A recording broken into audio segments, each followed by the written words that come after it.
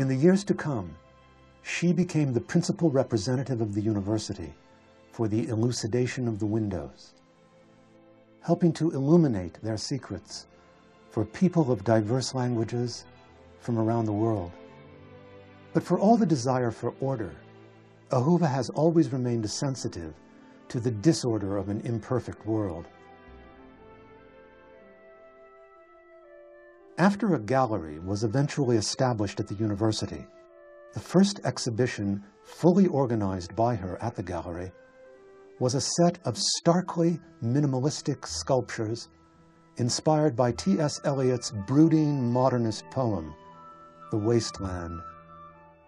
ארץ הישימון הייתה סדרת הפסלים הראשונה שהתחלתי לעשות בשנים 93-94.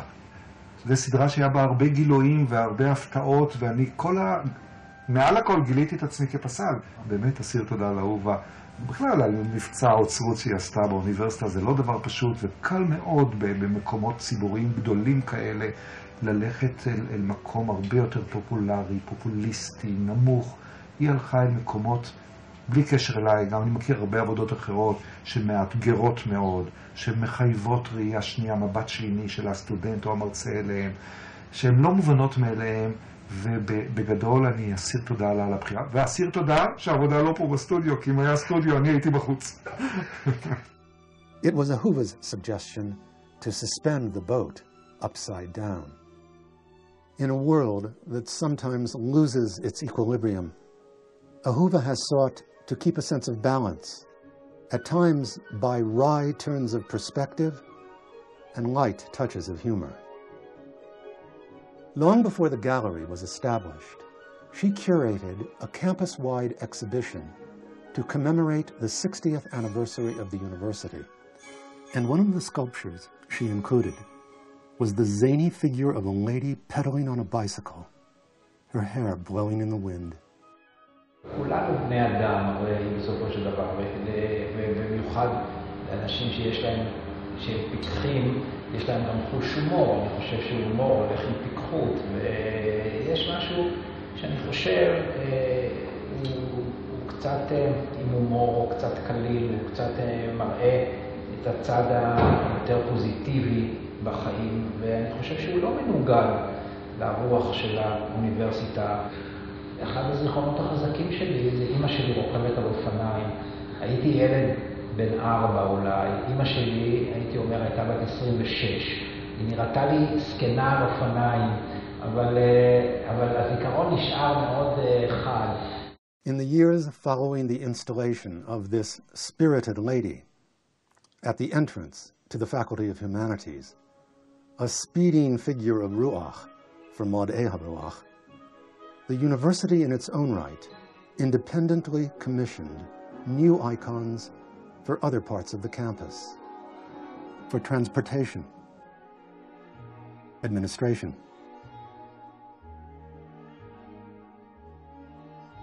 Jewish studies, and the Rothberg School for overseas students.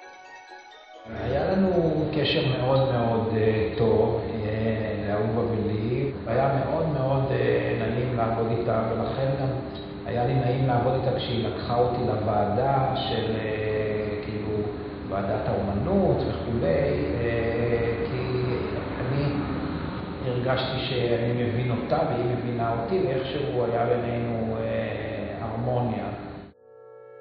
The aim of organizing a global range of activities on Mount Scopus was advanced by one of the premier architects of modern Israel, David Resnick, who oversaw the expansive development of the Mount Scopus campus after the reunification of Jerusalem in 1967.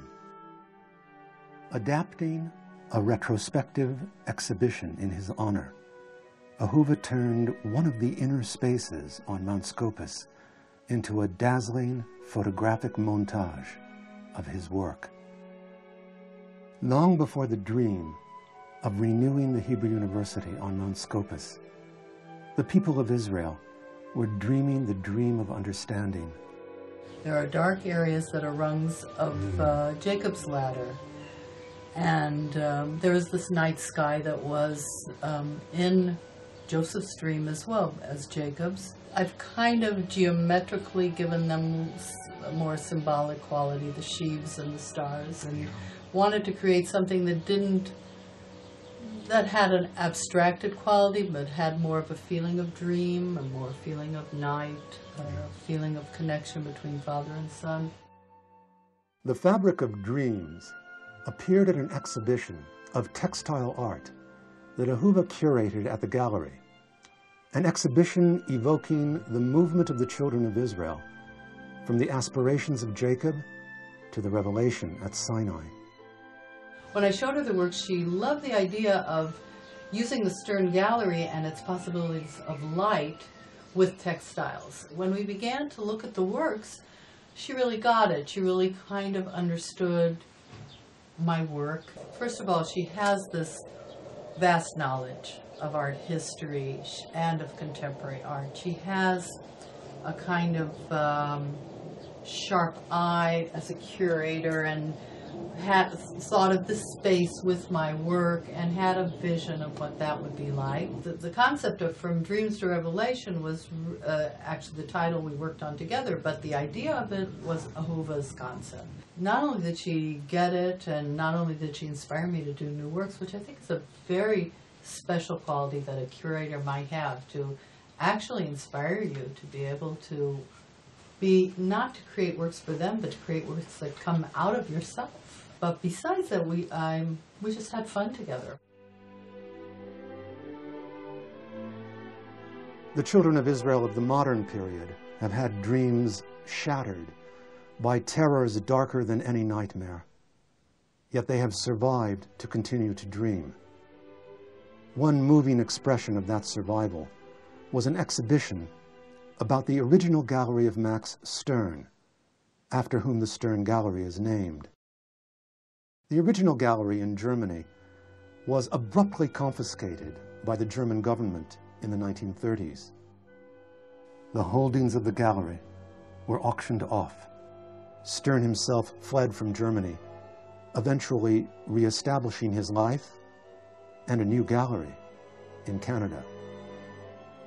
Adapting an exhibition about the original gallery, Ahuva gave photos of its original holdings, most of which remain to be located, a half-lit, sepia tint, and disturbingly evoked the auction house in which the holdings were calculatingly sold. But the vanished gallery of Max Stern was framed and transformed by the contemporary gallery in Israel that now bears his name.